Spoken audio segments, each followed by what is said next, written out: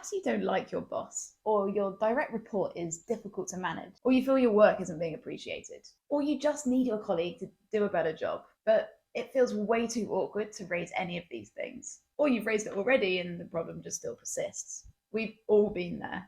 We're all human, and that means that we all think and feel negative things sometimes. And at work, that can be particularly hard. But whether at or outside of work, saying negative things often makes things worse, not better. But equally, not saying things can make everything worse still, which at work is detrimental to both productivity and career progression. So there are lots of situations in the workplace in which negative thoughts and feelings have to be communicated, but in a way that creates the least negative sentiment possible, which basically means that we have to put a positive spin on these things. In this video, I'm going to walk through a number of scenarios where something negative is being thought or felt. Each scenario involves a boss and their direct reports, or just two everyday colleagues. And for every negative thought or feeling on either side, I'll explain the more positive way to communicate that thought or feeling, to really bring to life the art of constructive feedback at work. There is almost always a way to spin things positively. Welcome back, by the way. I'm Charlie, a consulting director and remote business owner, and my Consultant Explorer channel is to help you be so successful in the early years of management consulting that you are set up for total freedom to do whatever you want to in life. So here are 10 scenarios that are intended to help you have successful feedback conversations with colleagues so that you can work together more effectively and both achieve your best work. And by the way, if there are any other scenarios you're facing, then just let me know in the comments. You should also let me know if you try these recommendations.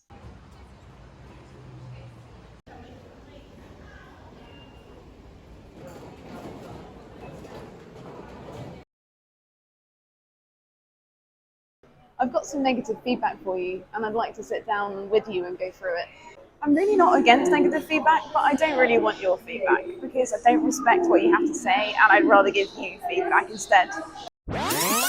I really like to ensure that I have regular one-to-ones with my team to make sure that we're recognising good work and also discussing any opportunities to improve with constructive feedback. I'd appreciate the opportunity to talk about how we can both improve our working styles and working relationships so that I can do my best work and you can help me to do that as my manager. You haven't met your deadline on time, even though I specifically made it clear what you needed to do and by when. I'm frustrated that it's your fault that we failed on this. This is irritating, as we're not on the same page at all. I didn't really see the need for the deadline, as my work output isn't going to be used for a few days anyway. It's your fault for setting a deadline that didn't make sense. Are you confident that you're going to be able to meet the deadline I've set? And are you clear on what you need to do, or is there anything I can do to help you? I'd like to understand a bit more about what's driving this deadline, as from my perspective, there are a few more days available. I also think that I'll need some help in achieving it. This is going to take longer than the time available before the deadline. Please could you help me figure out how to accelerate the work? If you could be a bit more like Tom on the team, then you'd be more successful in what you do. He's really good at it and you can learn a lot from him. I like my way of doing things and I'm offended that you're suggesting that I change it. I'm not going to make any changes to how I work and I resent that you're demonstrating a preference for Tom. There are a few things that you could do relatively easily that would help your work reach the next level. I've seen it work really well when X and Y techniques are used, so if you focus more on that, then I'm confident you'll progress fast. I appreciate that you have our team's best interests in mind, and I'm open to suggestions about how I might be able to produce better work. I'm not sure how to do X or Y, so please can you help me understand how I could do them? Work is more important than the birthday dinner that you've got planned tonight, and I need you to cancel your plan to go to the dinner because your work won't be finished until much later this evening. I know my priorities here. I've not finished my work this evening, but I've got prior arrangements to be at a birthday dinner. I'll do it tomorrow morning instead because I have to go to the dinner. Is there a way that I could help you to complete your work this evening? Because I know that you have a birthday dinner to get to. Perhaps we can divide and conquer so that as a team we're able to leave earlier. It's not possible to leave this work until tomorrow because, as you know, the client has an early meeting in which they will be using it. I'm concerned that I'm not going to be able to complete my work on time and keep a personal commitment that's really important to me this evening. I'd really appreciate it if I could ask you and the team to help pick up X, Y, and Z so that everything can be completed in time for me to attend this dinner. I need you to tell me more about what you're doing so that I can stay on top of it. I get asked by my seniors about it and I feel exposed a lot of the time because you haven't prepared me. I find this frustrating. You're a manager and you should just know everything that's going on. I don't want to have to spend my time telling you things that I feel you should just know. You're such a micromanager. I'm going to set up a regular process where you provide me specific updates that I'll ask for that help me communicate how our team is doing so that I can protect our team from seniors and from our clients. I'll minimise the time that you need to spend on these updates and I'll ensure that we only focus on the relevant pieces of information. I understand that there are important things that I do that aren't visible to everyone and that some of these things are important to people outside of our team who you interface with. So I'll make sure that I've communicated the important bits of information to you at the right times so that you can help support and protect us as a team in return.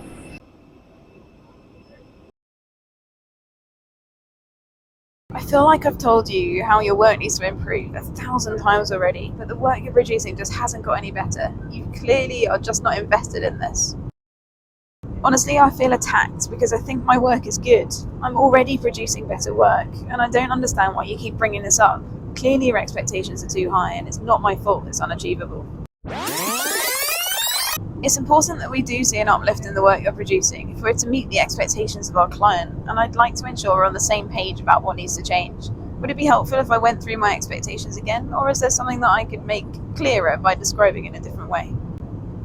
Could you please explain the changes that you'd like to see from my latest piece of work? I'd like to ensure I'm operating at the right level, but at the moment I'm struggling to see how I'm not doing that. It would be good to understand more specifically what you're expecting.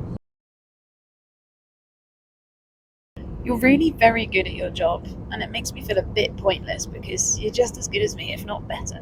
So I'm going to make sure that I assert my position of authority so that you don't get ahead of yourself.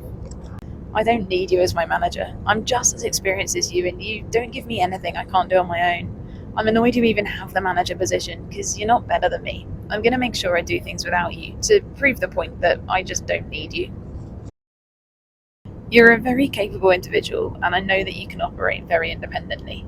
I'll make sure that I bring you into any additional opportunities that are made available to me, as I can see that you're ready for more responsibility. I'll also always ensure that our seniors are aware of your abilities so that you can be recognised fairly. I recognise that various circumstances have led to our current reporting relationship and that it's not ideal that we're similar in terms of capability. But in your position as manager, you may have access to things that can help me, so I'm going to ensure that I ask you to support and enable me where it might be beneficial. If we help each other, we'll both have a successful track record that will move us upwards.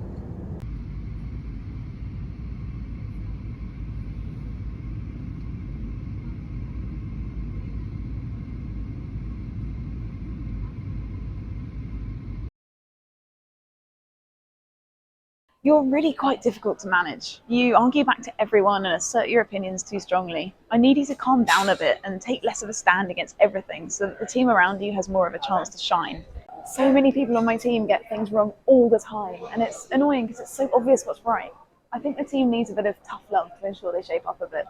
I appreciate that as a bright individual, you have a very active mind. Sometimes this can impact those around you who aren't necessarily ready to debate things during their day-to-day. One thing you could do is listen out for when you want to say yes but and try rephrasing what you're saying in a more positive way. Like, yeah, that makes sense because of X, and also we could think about it like this instead.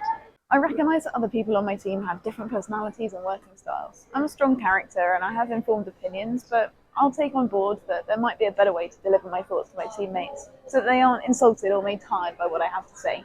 Maybe I'll get my points across more successfully if I try delivering them in a more positive way.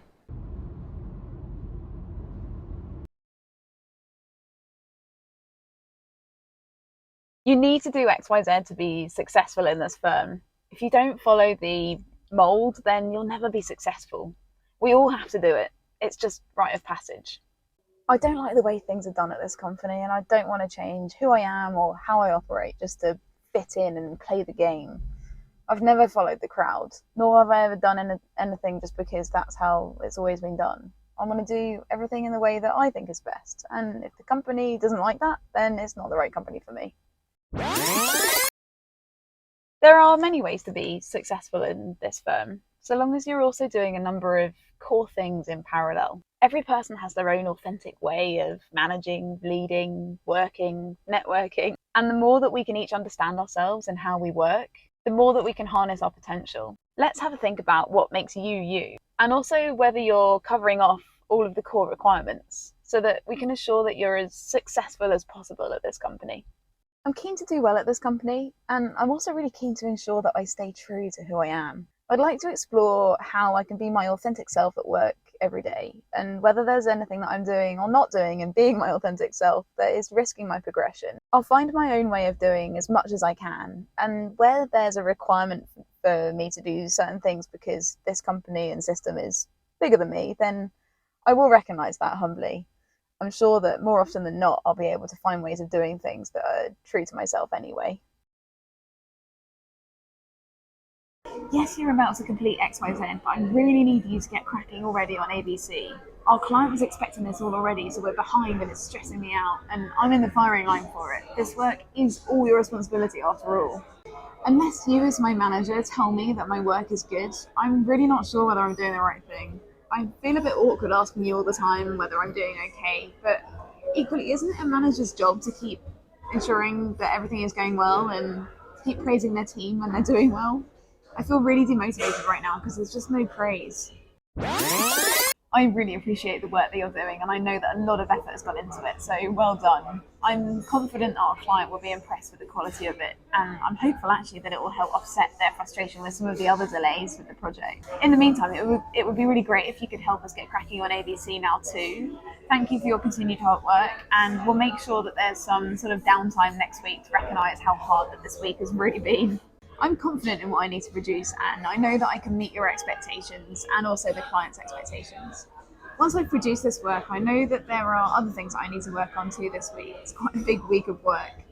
When I send my work over to you, can I ask you to confirm that everything looks good before it goes to the client? It always just helps provide a bit of air cover in case anything were to go wrong with that client, and hopefully you'll tell me that you're impressed.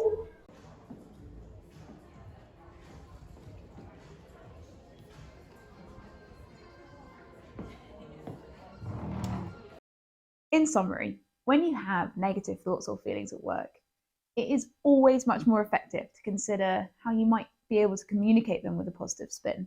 The art of positive spin is always to try and see it from the perspective of the other person or of what you have in common. Ultimately, you're on the same team, you have the same clients, and if you work together effectively, then it benefits you both. The key is being able to decipher what you're feeling and why, and what they're feeling and why, and then be respectful of those feelings in the language that you choose and the logic that you convey. The more that you're able to communicate with your colleagues, the more opportunity there is for everyone to keep improving, meaning the greater success you can all achieve together.